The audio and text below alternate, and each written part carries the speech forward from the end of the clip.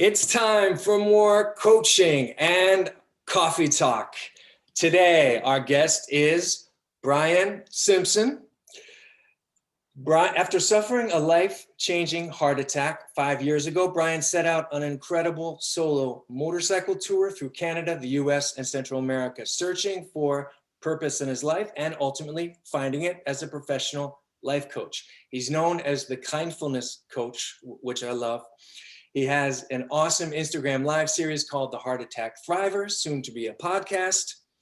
He is a competitive cyclist that has ridden across all of Canada for charity, and he is just an open, loving, and all-around great dude. Brian, thanks for being here. Thanks for having me, Scott. Truly honored. So we were talking about, hey, what should we talk about on the podcast? And, I was thinking, well, it's the heart attack. You're the heart attack thriver. Let's talk about what you're doing now, how you're thriving in life now as a life coach. But really, I was thinking we really can't skip over this life-changing event that we both share, which is the heart attack and our heart attack stories, which is our big story of change in our lives. So tell us the heart attack story. Yeah, well, sure. I'm happy to. So 5 years ago, I just celebrated back in January 17th, 2016. I'm Canadian living in California currently, but of course I was playing ice hockey. At the time it was cold January. And, like any good Canadian. Right. And so, so I was playing ice hockey. It was a Sunday morning, just a regular day, nothing special going on. Old timers hockey, we call it.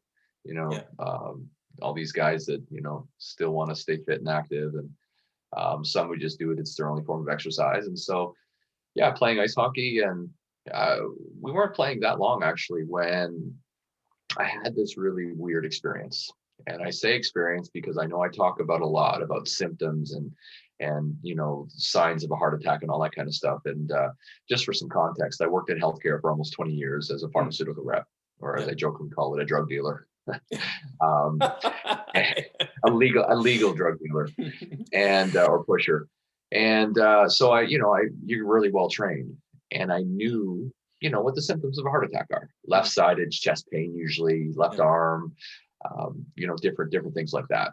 And I had nothing like that. I had this out of body experience. I had this gold orb that was up above my head, about a foot outside my right eye, and this general malaise, just this weird feeling. And I don't know if it's all right if I swear or not on here, but oh yeah, absolutely, yeah. I call it a what the fuck feeling, because I couldn't have given you like one symptom. It was kind of a combination of things, and I knew something was wrong and off. And I went off the ice and I sat on the bench, and I was sitting there, and this might sound a little judgy, but I looked down at one of my teammates who's was overweight, big belly. And I thought for myself, is this what a heart attack's like? And I looked at him, and I'm like, no, I'm not having a heart attack. I'm the fittest guy in the team, and I could play the whole game. Being an avid cyclist, I was, my cardiovascular fitness is great and still is. And it went away, and I went back out again, fine, came back to the bench. And then the third time I went out, it came back, and it was 100 times worse. And I'm a competitive guy, and I was literally, I'd just gotten on the ice. I was behind the net fighting for the puck with this guy who I had a really competitive rivalry with. And it came back, and I just pulled up and skated away from the play. And all the guys are going like, what are you doing? Like, so unlike me. I went to the bench, I grabbed my stuff and said, I don't know what's going on. I don't feel well, and I'm going home. And so I skated off the ice, went into the dressing room by myself. No one thought anything of it. And proceeded to get undressed. And while I was in the dressing room getting undressed, I'd taken off all my upper gear.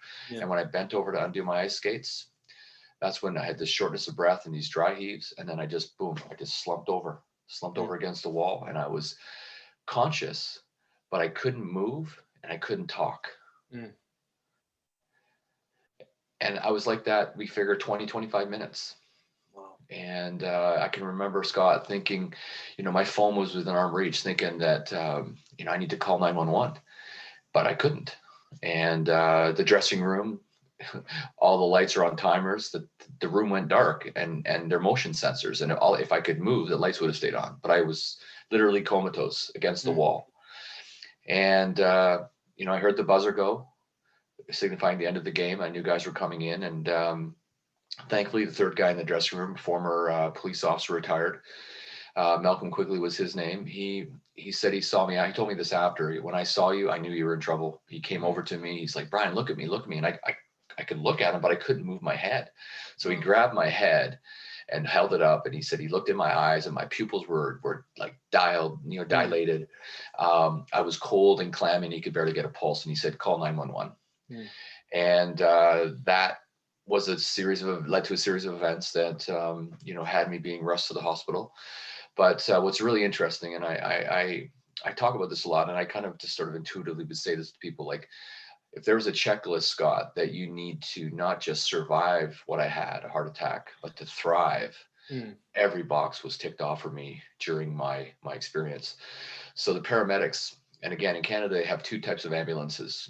There's the guys that come and transport you, and they can care for you too. But there's another group of paramedics that have all the medications, and they can give you IVs, and they have EKGs on board. And there happened to be an ambulance with people like that 5 minutes away, and we were out in the country. We weren't near any major hospitals, and they literally were by my side in around 5 minutes. And they were able to get back into guys that cleared out the arena so they could come right into the arena. They were, in the dressing room, got me on a stretcher, got an IV in me, and then I could talk again. That brought my blood pressure back up and stabilized me. And then I could tell them what I was experiencing. Had an EKG on me. And because of what I did for a living, because he talked to me, the paramedic, his name's Len Van Pelt. He could talk to me in a way that maybe he wouldn't talk to someone who maybe isn't as well trained and knowledgeable about cardiovascular disease and heart attacks and all that kind of stuff. And he said, okay, so the EKG is showing that you're having a heart issue, but you're not having a heart attack. So we have to take you to the closest hospital. So, but they gave me, clot busters. They gave me baby aspirin. They gave me all of the medications they had with them, nitroglycerin. They were giving me morphine for my heart to relax it. And we got in the ambulance. We drove to my hometown, which is about 25 minutes away. As we got close to the hospital, then, that weight on the chest, I hear people say, I call it like the elephant on your chest, or it was like a car was parked on me. And I can remember how uncomfortable it was. And I was literally trying to squirm out from underneath this imaginary weight, pressure on my chest. And as we pulled into the emerge bay, Len said to his partner who was driving, said, the second one is there. And what I ended up having, Scott, was called a STEMI, and it's an ST elevated myocardial infarction. And so on your heart rhythm, there's two waves, they're ST waves. When one is elevated, it means you're having heart trouble. When both are elevated, it means you're having a heart attack and that you have a blockage. And I ended up having 100% blockage in the circumflex artery, which is the back of the heart, a greater than 70% blockage of the right coronary artery, and I had a greater than 40% blockage of the LAD, also known as the Widowmaker. And but because we were in the emerge bay, they still took me in, and they hooked me up to a 15 lead, which gives you a better image of the back of the heart. And EKG is a different kind of EKG, or a better EKG, right? Yeah, a better EKG. Yeah, it's like, so I had a 12 lead in the ambulance. They put a 15 lead, so it gives them 3 more leads, so they get a clearer picture of the whole heart. And they had trouble getting it on because I was clammy and sweaty. And I was told by the triage nurse, like, she walked by, looked at me and said, okay, we need to get a patient record going, a chart going. What's the patient's name? And I know this girl. I coached her kid in hockey. I coached with her husband. She did not recognize me. She told me after, she said, Brian, I looked at you. I didn't recognize you. And when they said, it's Brian Simpson, I can remember she stopped. She says, oh my God, he's the fittest guy I know. And so crazy, right? And so, because they'd see me cycling all the time, and I of course played hockey and that kind of stuff with her husband. And so they got the last lead on. The doctor literally looked at the monitor and then looked back at me and said, Brian, you're having a heart attack. We got to get you to the cardiac center. So back in the ambulance, 45 minutes away. You got 90 minutes to, Scott, to survive what I had. Yeah. So really my clock started as we pulled into the hospital. So that 25 minutes and the time leading up to it, that 25 minutes in the dressing room, really I wasn't in a heart attack position at that point. Right. Mm. So that was my, okay, hit the clock, punching zero. We made this 45-minute drive, I was told, in about 28 minutes in a snowstorm, Wow. believe it or not. So they were Mm. booking it to get me there. Yeah. And I was told 28 minutes after arriving in the cardiac cath lab, I was out of danger. They'd gone in and ballooned the blockage and stented it. And I was out of danger. Mm. So, that cardiac center, Scott, was relatively new. They just invested millions in it. It would have been a lot longer trip for me to go to the next closest cardiac center if this one wasn't there. So again, back to that checklist, all of these Yeah. things. And I just want Everything to fell into also place, call yeah. out the care of the paramedic. Len he was so calm. His care of me, like he just was, Yeah. he just made me calm, and he just kept Yeah. saying, Brian, when they fix this, it's going to be like it never happened. And that's exactly what it was like. Yeah, I don't, I saw your the Heart Attack Fiver episode where was it just posted today or yesterday where you were yesterday, I talking to just him? posted Yeah, yesterday. yeah, Yeah. yeah, yeah. And well, first of all, it was beautiful that you got so emotional, talking to this guy that saved your life. I had a similar experience. I was able to, talk to the security guard that gave me CPR, Yeah. but it was just like, it's funny. This guy is like. He's so much in these technical, you know what I mean? It's just like, he's got a computer brain for that stuff. It was almost like, what is he talking about exactly? You know what I mean? It's like, he is built for that. And he is just like, that's just what he does, Yeah. But but he said, he talked about that he was actually, is like, besides just doing the job, that he was really focused on kind of like his bedside manner, basically. Yeah, very, very much so. Very much so. Kept me calm. And it's what's really interesting is he's retired, and he's been retired now for a couple of years. And this goes back 5 years.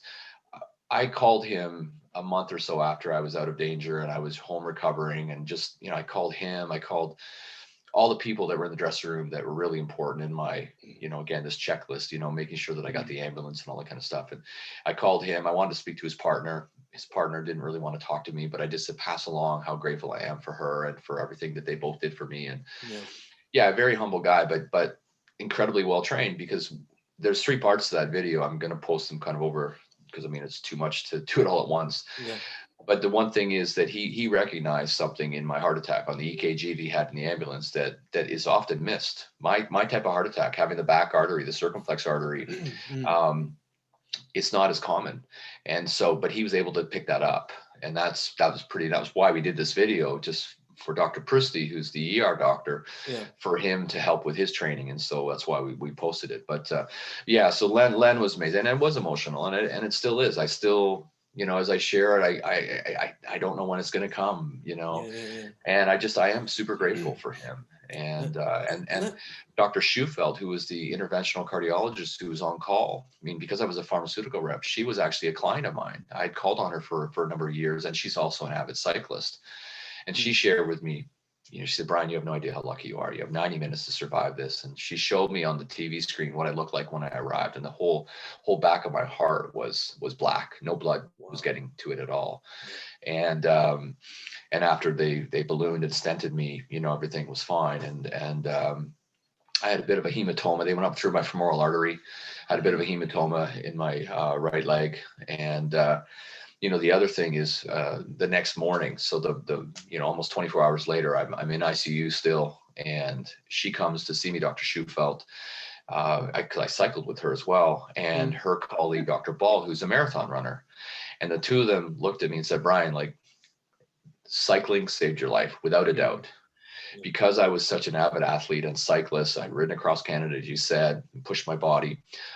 Your heart will develop these extra blood vessels, these peripheral or collateral blood vessels for itself, because it needs more blood because of what I'm asking my body to do.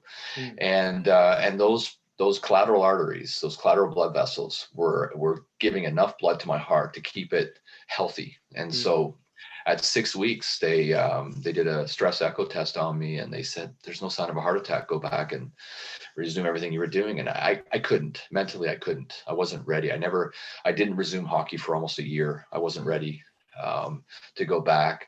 And but again, I talk about this thriving, like this whole thriver thing that I created is Heart Attack Thriver. I just intuitively one day someone asked me, "Oh man, you survived a heart attack. What was it like?" And I'm like, I didn't survive it. I'm thriving, Mm. and that kind of just intuitively came to me, and that's kind of where this all came from. But Yeah. I feel super blessed that I was doing all the things that really gave me the best chance to have a good outcome. And at 6 months, I was sent to another hospital in Toronto, a cardiac rehab center that's world renowned for their work in high intensity interval training as part of cardiac rehab. And for anybody that's watching this, cardiac rehab is so important after a heart attack or any really event of the heart. It helps you establish your new normal. It can reduce the chances of having another one significantly by 50%, and it can reduce the chance of dying if you do have another one by 75%. So really compelling evidence to get cardiac rehab. I just want to say So, one thing yeah, about that go too, ahead. because it's also what I found was, well, let me ask a couple questions before we get too far into it. One is, like with my heart attack, as you know, I've got no memory at all of the day, let alone of it happening. And that's its own freaky thing. But I often think that it's much worse actually to be conscious and know what's going on. And I mean, what were you feeling at that point? Were you thinking you were going to die, or were you able to stay positive, or what was going on? It's a really interesting question to ask me because I've given a lot of thought to that, especially recently. I've been on a few podcasts, like I was telling you, and I was calm. I I have this relationship now, this out of body, this gold orb. Mm, Um,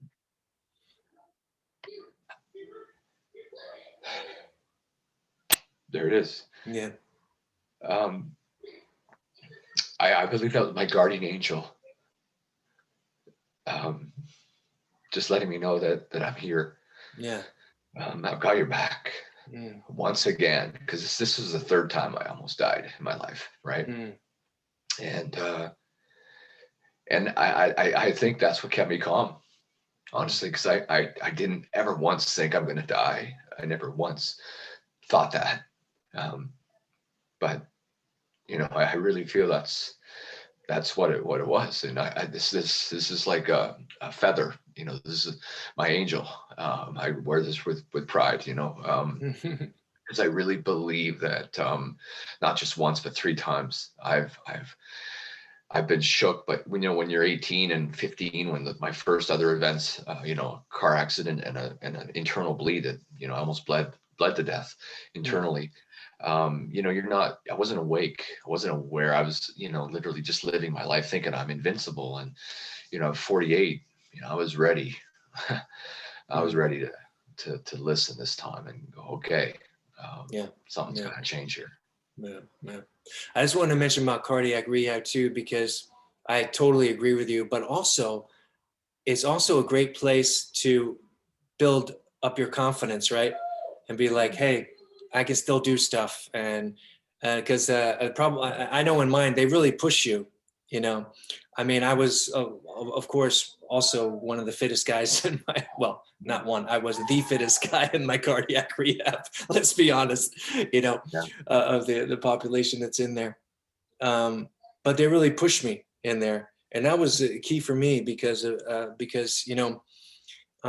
one thing I want to get into now, like as you finish, I know for me it was so hard even for me to go out of the house by myself, in the beginning, and then for me to get on my bike and go for a bike ride, and then later on go for a run again and go into the woods where every time I did, I thought, okay, it's over if I have another one right here, you know.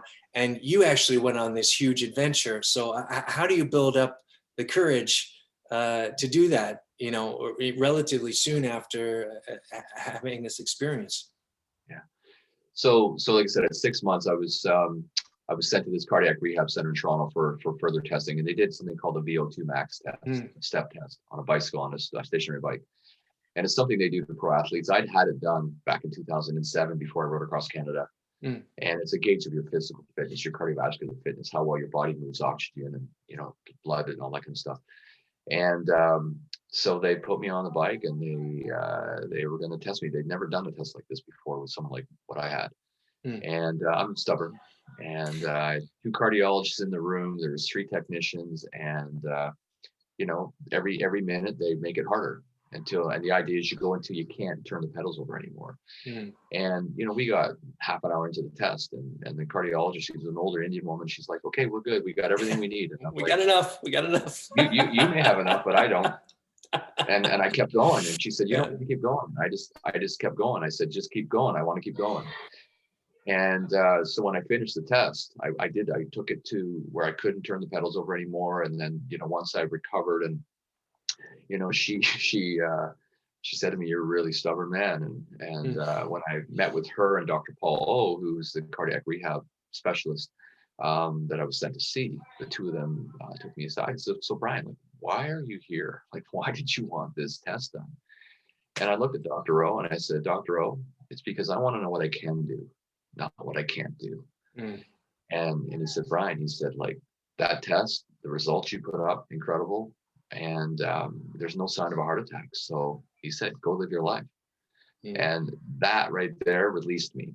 That gave me permission to go live my life. And I left a 25-year marriage not long after that. You know, then I was over in Europe watching my son. My son was on the Olympic cycling team, the track cycling team for Canada. I was over watching him compete. I had a chance meeting with a Buddhist monk in Amsterdam at the airport. I had arrived 3 hours before my flight. I'm walking along, going to just, you know, kill time, waiting for my flight to Toronto. And I pass this monk, and I something tells me to stop. And I turn around and I go back, and I'm like, introduce myself. And I literally said to him, "Are you a Buddhist monk?" I mean, he's shaved head, he's in robe. But I was used to the Dalai Lama. They wear the maroon, the Tibetan. I didn't realize Tibetan monks have their colors. And he was a Sri Lankan monk, and so he looked more like Hare Krishna to me because he was more in that kind of color. And he said, "Yes, I am." And you know, we talked, and yeah, took a picture with him, right, a selfie with him, and I said, you know, I've learned to meditate, and that was kind of it. And I said, "It was really nice to meet you," and I said goodbye, and I walked away.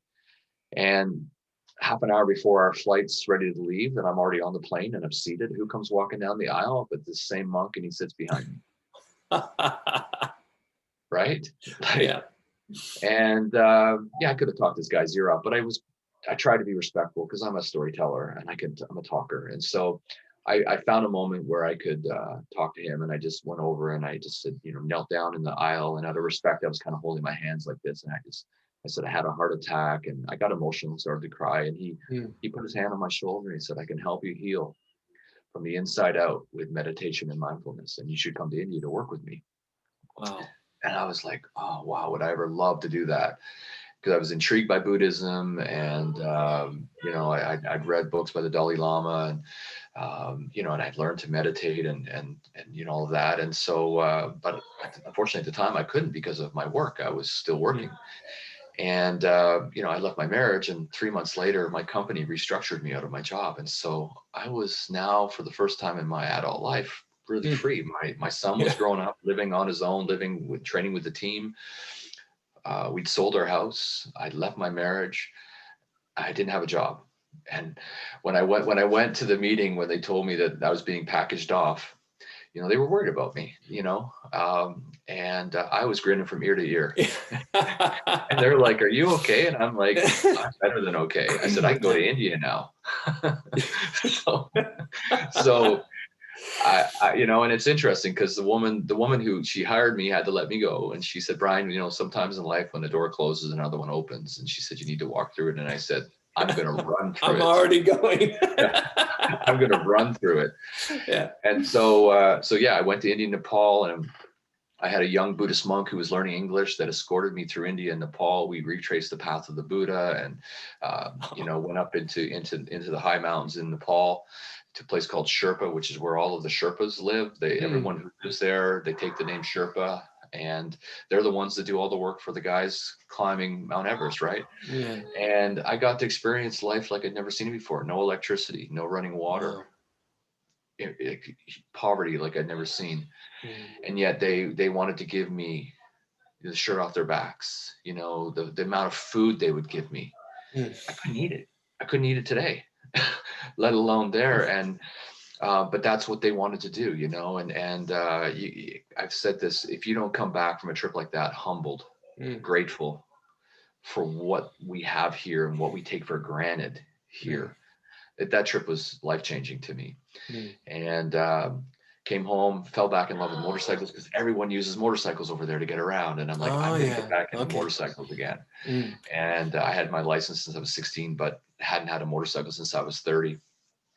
So I bought a motorcycle, like put huge miles on it because I was, you know, figuring things out. And I took a motorcycle trip to the Atlantic part of Canada and did the entire coastline and testing out the idea. Could this bike be the bike I do it on? And I realized it was the wrong bike. So I bought another bike, a bigger adventure bike, and loaded it up. And I met this guy on that first motorcycle trip from Australia, and he had taken a vehicle from Toronto all the way to the tip of South America to Patagonia. And he's like, you should take a motorcycle trip, take that trip and go all the way down to Patagonia. And I'm like, I thought about it and I'm like, yeah, no. But Costa Rica was a place that I'd always wanted to go. And I had friends that had gone. I missed out on a sales trip award to Costa Rica, just missed out on it. And the people that went just couldn't talk enough about it. And I'm like, you know what, I'm gonna take a motorcycle trip and I'm gonna go to Costa Rica and back. And so I bought this new motorcycle and you know, took some time to get, you know, the gear I needed, the camping gear. You know, met a bunch of guys that worked for a company called Twisted Throttle who were big enthusiasts in that type of riding, and they gave me lots of great advice and tips. And I set out in October of 2017 on the second leg of that trip. I'd already done like about 10,000 miles on the other bike, and I took off and headed down to Costa Rica. And you know, people would ask me, you know, what's your plan? Why are you doing this? You know, like, it's crazy, it's dangerous. And you know, I really couldn't tell people why, but I just knew there was something inside of me, Scott, like this. Okay, you need to go find yourself. You need to go figure this out. And I'll tell you, it took me almost a year, that whole trip. And you know, it's a lot of time alone in your helmet.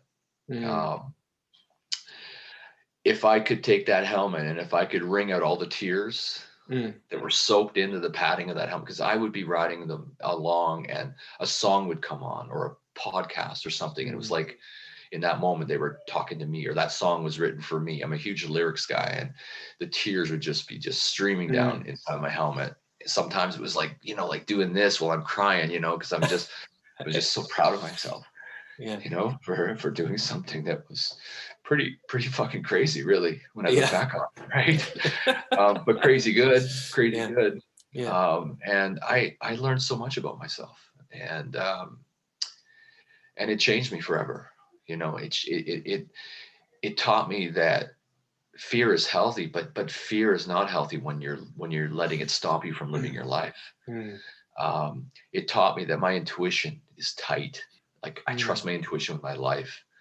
I've learned to trust that because only a couple times it happened, but you know, people would say like, aren't you afraid? And I'm like, no, I carry myself, right? I think how you carry yourself is really important. And I walk with confidence. I carry myself with confidence. And the bad guys, I'll say it, you know, like, they're cowards, really. That's my opinion. They're cowards, and they have the ability to read people, and they can sense fear, and they look at me and they go, oh, that's work.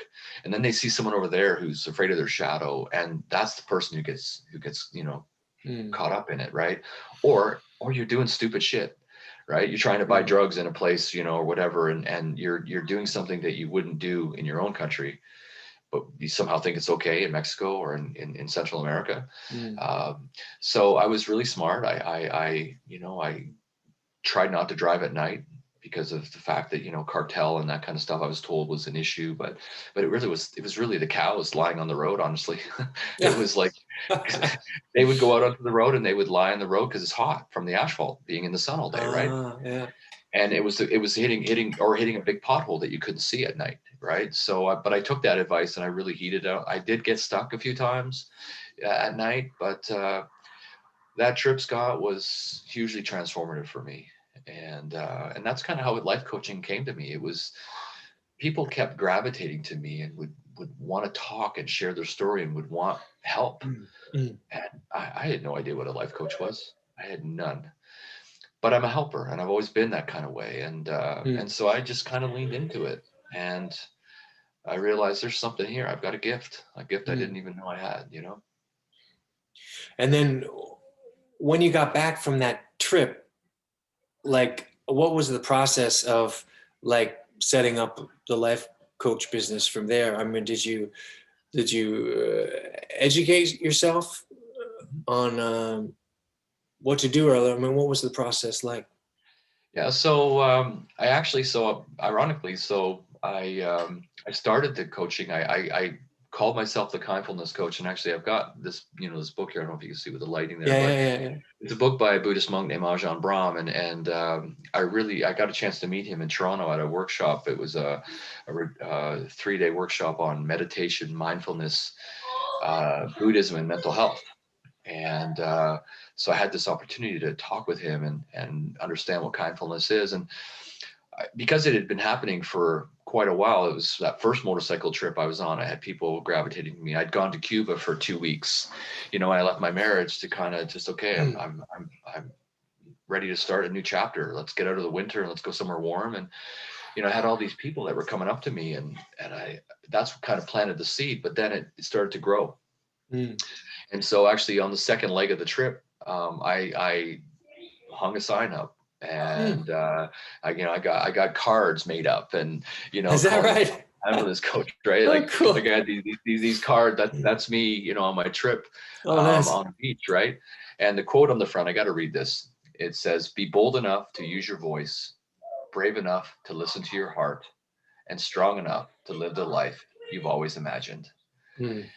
And I'd give these cards out along the way, and and so I just started dabbling in it, and just at first it was offering, sort of, people would share their story and ask me for what I thought, and I would give them sort of my thoughts, like, well, what about this, and ask questions. And I've always been a very curious guy, and so I think it's really important to be curious as a coach, right? Like, what's going on? Like, when you and I got together, I'm like, so what's going on?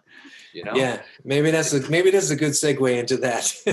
Because I had, when we talked about doing this, I said I had the idea, hey, what if we do a session, and then we talk about what it's like to do a session with you, since this is part of how you're thriving now. And I have to say, I had no idea what to expect. I've never talked to a life coach, although I have some ideas about it, being a health coach myself. And, this education I took in global nutrition and health, we had a coaching, module where we coached other people from anything they want to change in their life, quit smoking, whatever it may be, get in better shape, etc. But I didn't really know what was going on with me. And so I just want to describe a bit about going into the session with you, because it was very cool. So I have to say, as soon as the Zoom started, I didn't know what to expect. And I actually was a bit tense, I was a bit tense. I didn't know what to expect. And I was quite surprised that you said, okay, we're going to start with a meditation, which I think is very courageous on your part and cool. And I didn't really know what was happening during that meditation, but since then I've been thinking about it. And what happened is it really calmed my nervous system down, because, when we're all like this and busy in our heads, we can't get, we can't think properly either, And as soon as that nervous system was down, it was like, it was so nice as we finished that. And then, as you alluded to, your next question was, so what's going on? it was so natural. And so, and I was just like, what's going on? And then this whole big thing came out, that we talked about where, where I've been thinking about this thing where I live my life so compartmentalized. When I was younger, I was a rock and roller, and I got really into drugs, unfortunately, when that career didn't pan out. And I had never said that publicly until this week, when I wrote it on the blog, and that was thanks to this session. And then I became an actor, and then I worked as that for a while. Then I moved to Denmark, and I became a personal trainer, and now I'm like doing music again, and I'm a little bit like, can I be all these things? And I realized that it's like I need to just have one life, and I remember I went like that, and then the tears started, during the session, which I didn't expect either.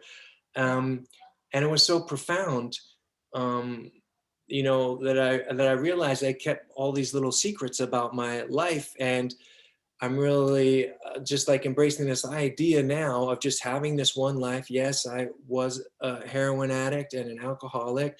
I've been in recovery. That's part of my story. I was a performer. That's part of my story. Now I'm a health coach.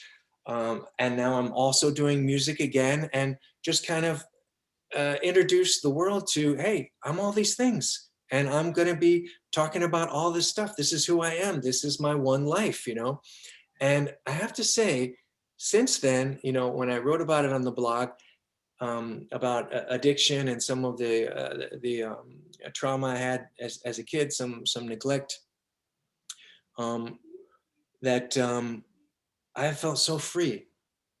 I've had such a good, well, I think we did that on Friday. So one, three, four, these 4 or 5 days. I mean, I really feel like there's a weight lifted off me, and I feel so freed up. Um, and yeah. So, I mean, how did you do that, Brian?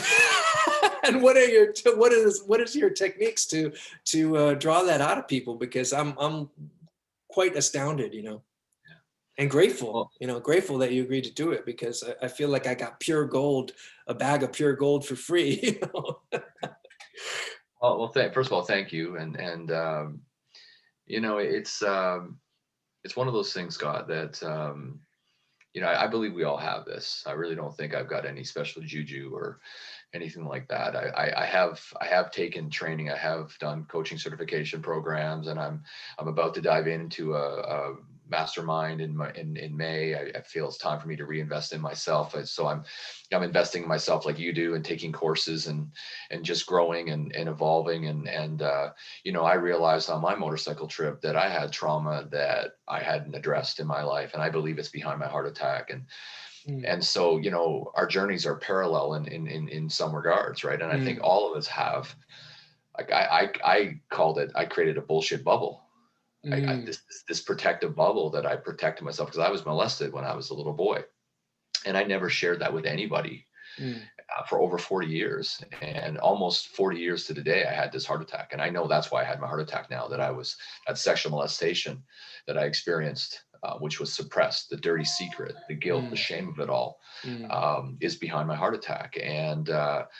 And I think it's important to embrace all of us, all of ourselves, right? You said you had, these different Scott the musician, Scott the addict, Scott, the health coach, and the father, and the husband. And it's really important for us to be authentically all of who we are.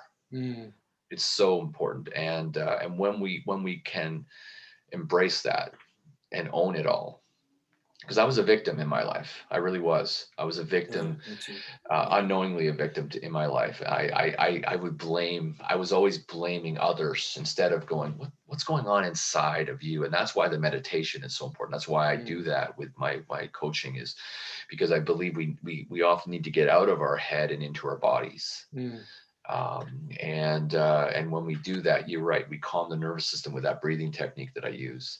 And it's a way to just to drop in, that's, the kind of a hippie thing to say, drop in, Yeah. but it really is, it's dropping inside, connecting to our heart, connecting Yeah. to our intuition, right? Which is our inner knowing. I believe that we all have the answers within us.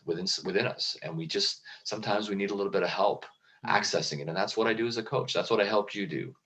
You did all the work. I asked you some questions. I got curious and I let you talk Mm.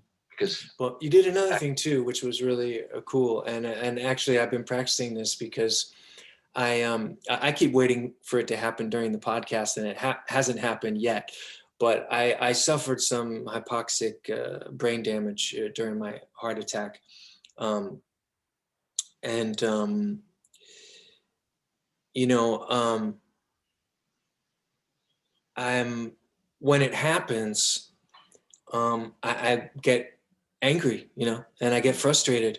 When I lose my train of thought, it happens if I'm trying to think of the next thing too fast, or if I'm multitasking in any way, it's like my brain just does a short circuit. And you saw how I reacted to my own brain that way, and that you said, can you suggested that I be more gentle with myself, in the way that I talk about myself. Um, and I think that's important to talk about because I think a lot of people suffer from using harsh language about themselves. Um, and then you also said, how could you reframe that? And my first response was, reframe it. I have brain damage, I mean, what, how the hell am I gonna, there's no positive way to look at that, and then I don't know how, or were you saying something or me saying something, I had the idea that maybe it's a helpful signal that, if it happens when I'm trying to multitask or when I'm trying to think of the next thing, maybe it's actually a helpful tool to keep me in the present and just focus on exactly what I'm doing. Because if I stay in the present, it doesn't happen. It only happens when I'm getting ahead of myself or I'm trying to do too many things at once. So I thought, well, maybe this is my little helper to stay in the moment now. Yeah, exactly. And that's the thing, right? It's we're given a choice every day, and we're given an opportunity every day, and that is that choice to go, okay, am I going to let this define me, Mm, or am I going to use it, right? And yeah, you had this brain injury, as a result of it, but you're here and you're alive and you're still living and you're thriving. In my opinion, I think you're thriving. And I think that's one of the things that we have that we lose sight of, is that we do have a choice. You can choose to be a victim like I was, or you can go, no, I'm not going to be a victim anymore. I'm gonna own this. I'm gonna own all of it, the good, the bad, the ugly. I'm gonna change my ways. Like, I'm a recovering negative self-talker. Like, mm, Scott, I would say things to myself that I would never say to another human being, yeah, but I say them to myself. I'm like, that why makes was you that great. okay? And it's not okay. And that's why I asked you to, like, hey, can you offer yourself grace? Can you be kind to yourself, right? Because we can be great and kind and everything to others, but yet, secretly we're like berating ourselves when we Mm, when we mess up, or we get frustrated, or we slip or fall or whatever. Like, that's part of being human. It's part of the human condition. We're perfectly imperfect, and embracing that and saying, hey, okay, I'm not gonna go there. And it's something I call a catch and release that I've got from a coach that I worked with, and it's something that really resonates with me. It's that mm, awareness. So when we gain the awareness of something, so you gained awareness to wow, I'm getting angry, I'm getting frustrated, when really it's part of your journey. and mm, and by reframing it like you did, you've gained that awareness, and now you can catch it in the moment, mm, and you can go, okay, slow down. Let's focus back in on the moment. Let's be present right now, and gain our thought, gain that presence, and then move forward from there. And when you start to do that, you catch it and release it and let it go. and then you get back to what you were doing. And there's a component we didn't talk about, and I just want to share. It's the celebration of that. It's like literally giving yourself a pat on the back, going, okay, you caught it. Because it's that positive reinforcement. Like we do it with our children. We give them positive reinforcements to try and encourage that behavior. Yeah. So why can't we do that with ourselves, right? And it can just be like, you got it. I'm proud of you. Like it's really important thing to say, I caught it. And it's a practice, right? It's a practice, catch and release. And it's a muscle that you have to work, and it gets stronger. And what I find is the negative self-talk gets less and less. I still do it. I'm not saying I'm perfect in any way, but it gets less and less. And I'm getting better at recognizing, okay, whoa, no, you're not going there. Like I talk to myself like I do, like, but I talk to myself differently now. And what if there's anybody watching or listening that is suffering, with this kind of negative self-talk? Because I think I think it's quite a common problem. Is it just about thinking your way through it, or are there other tools that you recommend? Or I think we talked a bit about, you asked me if I did journaling. Can that be part of that? Or what are some tools people can use? Journaling is something that I think is a really, really valuable tool. When I'm in my journaling practice, and I fall out of it, I have a really solid meditation practice. So I think the first thing is meditation. I think meditation is really something that, we all need to do. The Dalai Lama has been quoted as saying that if every child under the age of 8 learned how to meditate, we'd have no more war. Meditation has changed me. It makes me less reactive, makes me a little more able to sort of reflect, be in the moment. And so I definitely think meditation is something that you can, everyone can incorporate into their lives. And the beautiful thing is, I believed I couldn't meditate. Now I teach meditation.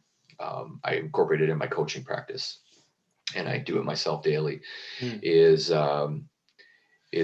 something that 5 to 10 minutes a day is all it really takes. You don't have to sit for an hour. You don't have to wear funny clothes. You don't have to sit like a pretzel. You just got to slow down. You just got to breathe, focus on your breath. I do a lot of breath-based meditations. The Navy SEALs, the U.S. elite Navy SEALs, they use box breathing technique before they go into every mission to calm their nervous system, so they're a clear mind. And little tips like that. And the journaling piece is, after I meditate, I journal what came forward for me in my meditation. Because meditation isn't about having no thoughts. It's not, because that's impossible. The Dalai Lama has even said, like, he can't quiet his mind. But those rabid thoughts that I used to have, and I think a lot of people have rabid thoughts, they come less. They still come, but they come less. But here's the thing. What do you do with it when they come? Okay, not now. And I because I was single for a while after my marriage, and dabbled with online dating sites, I used Tinder as a joking reference to this. Swipe left with those thoughts. And I'm kind of a visual guy. Can you describe the Navy SEAL box breathing because that's a cool technique. We did a blog on breathing, but we didn't cover that one, and that's a great one.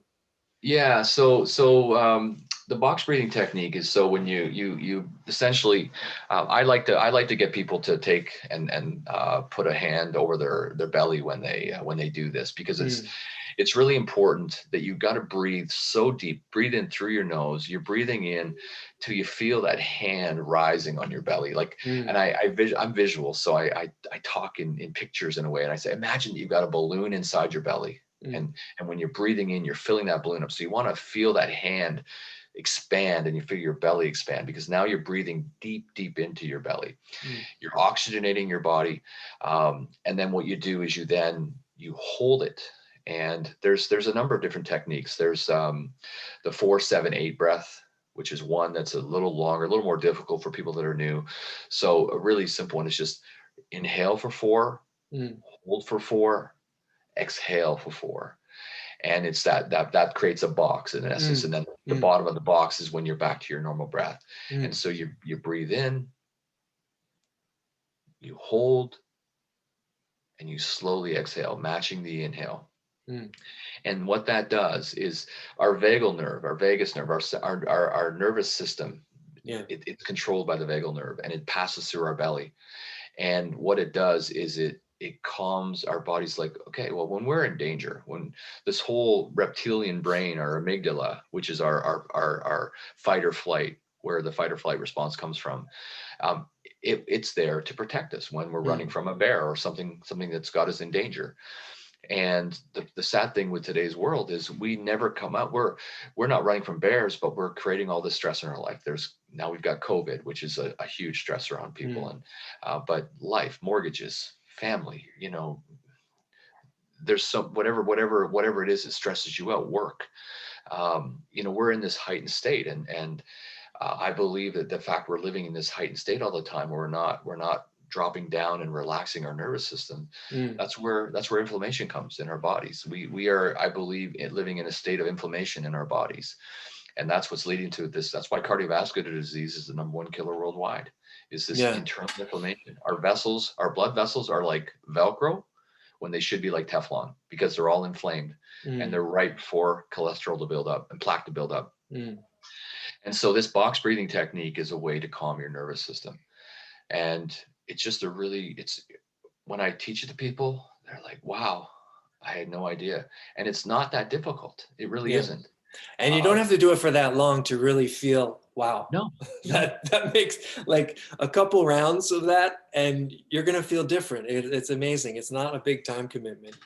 Yeah. Like, I know you're big into Wim Hof. Like, Wim Hof, that's a different technique, but it's very similar. It's all interconnected. It's about controlling your parasympathetic nervous system, controlling your bodies. The stuff that guy's able to do. Like, he's had E. coli injected into his bloodstream, and he's able to fight it off with his mind and his breath.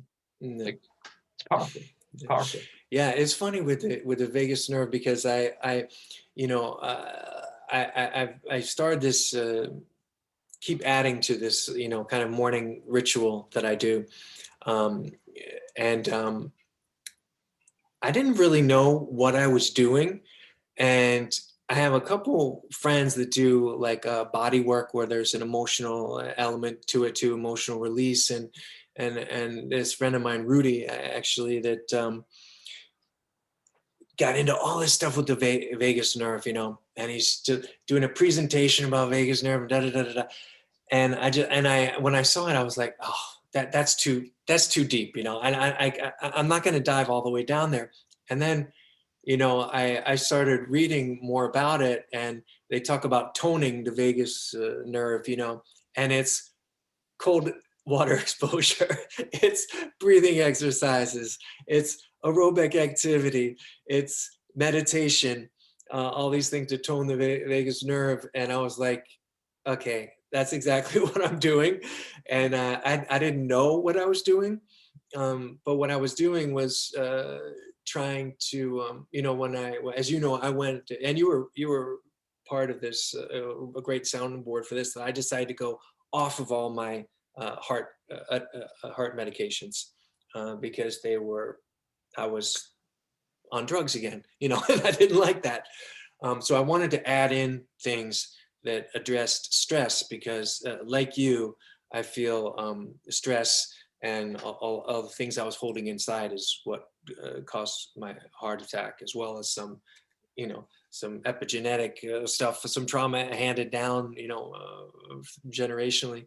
But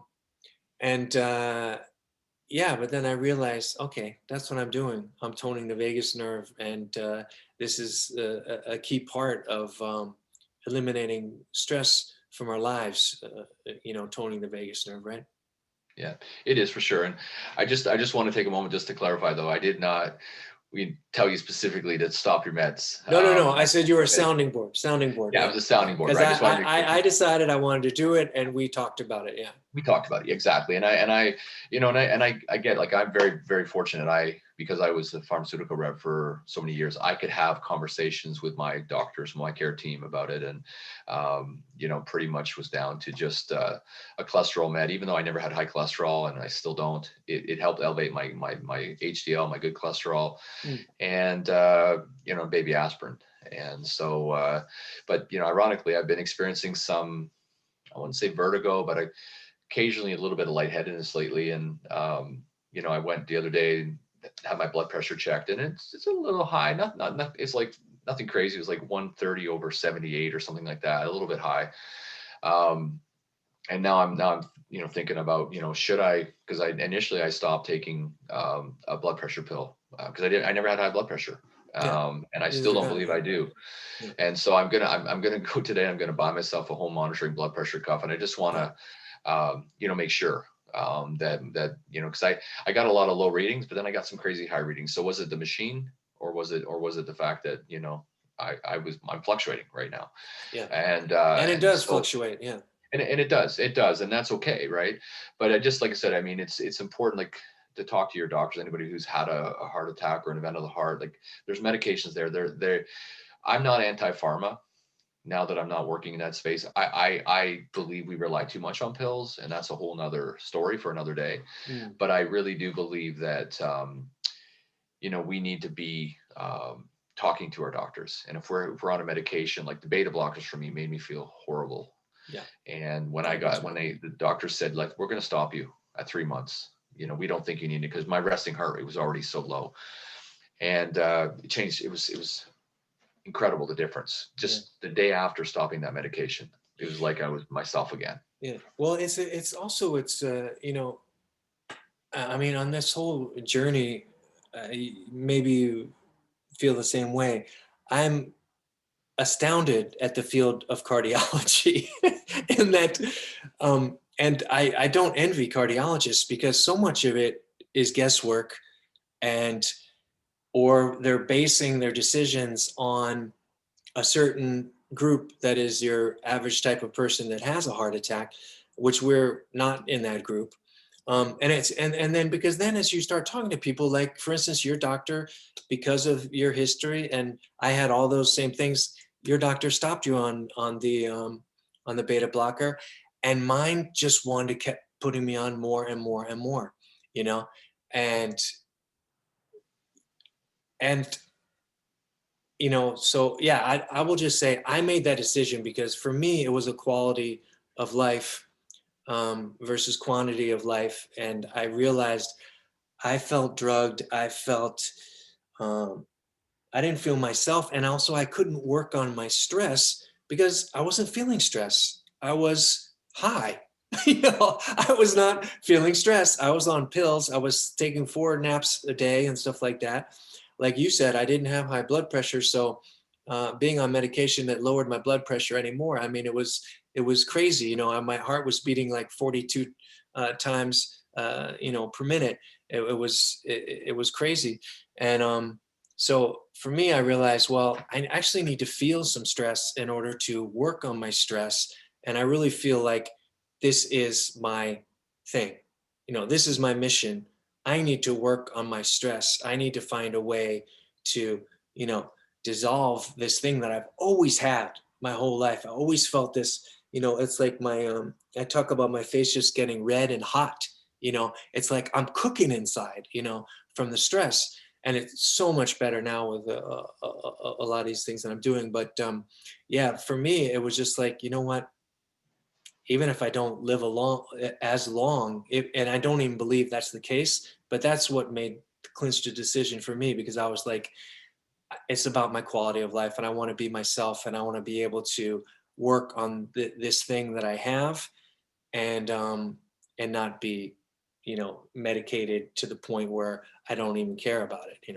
Yeah. No, that's great wisdom you've just dropped there, because I think we're all different, and Western medicine, in my opinion, is more about treating symptoms than prevention. We need to really be focusing on prevention. And I just gotta say something, man. Dude, that post you did yesterday, where you were like shaken out of being on fire, and yeah. oh, dude, I'm not kidding, that was powerful. Oh, cool. Because I Yeah. know a little more of your story, Mm. and I thought that was just fucking brilliant. Like Oh, I just thanks. Yeah. honestly, man, it was. I watched it a couple times. I'm like, that is, that was really powerful, and just to hear you describe just now, your journey, it's perfect. Yeah. Oh, thanks. Yeah. Well, I always think if I get one or two reactions like that, then it's worth it for me to do it, and that's it's very fulfilling to hear that. So thank you. Yeah. Um, well, I think that's everything that I had scheduled for today, Brian. Okay, man. Um, the only other thing I want to say is that I'm so grateful that we didn't talk so much about the Heart Attack Thriver, the Instagram series that you have, and that's now going to be a podcast. But I just want to say that I'm so grateful for you, and I know plenty of other people that are, because you've really started this community for all of us through the Heart Attack Thriver. And, I'm, I don't know, maybe I'm connected with maybe 5 guys, that have been on the Heart Attack Thriver. And community is so important, to feel.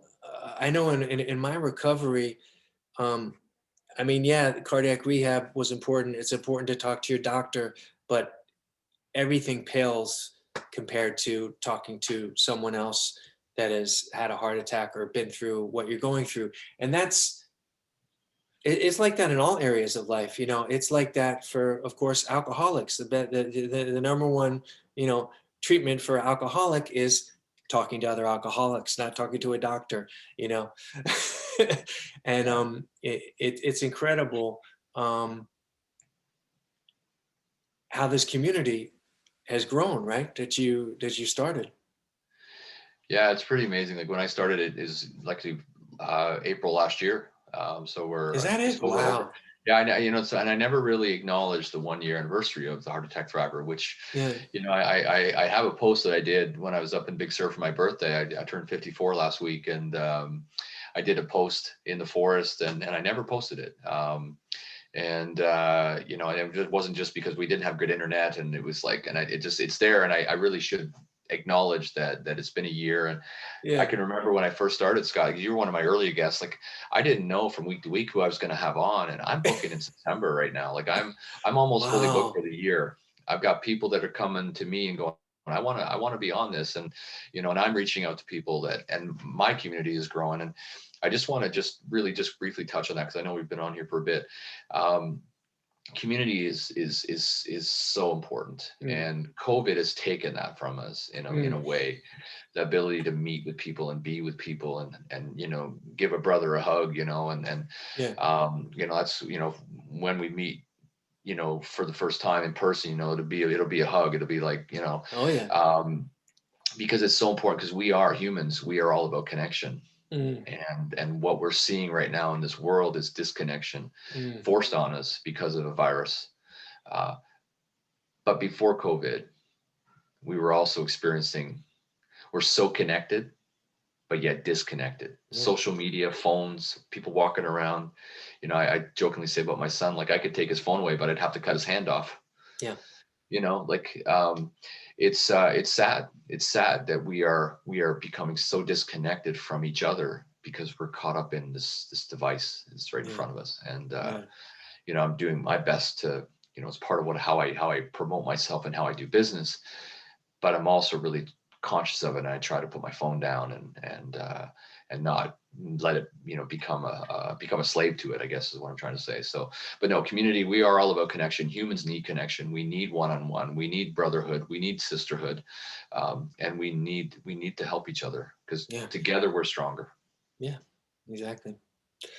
Well, let's end on that beautiful note. And thank you so much, my brother, Thank for you, all brother. that you do and for all that you've done for me. And thanks for being on here, man. Thanks for having me. It's been a blast. Okay. Talk to you soon. Okay, man.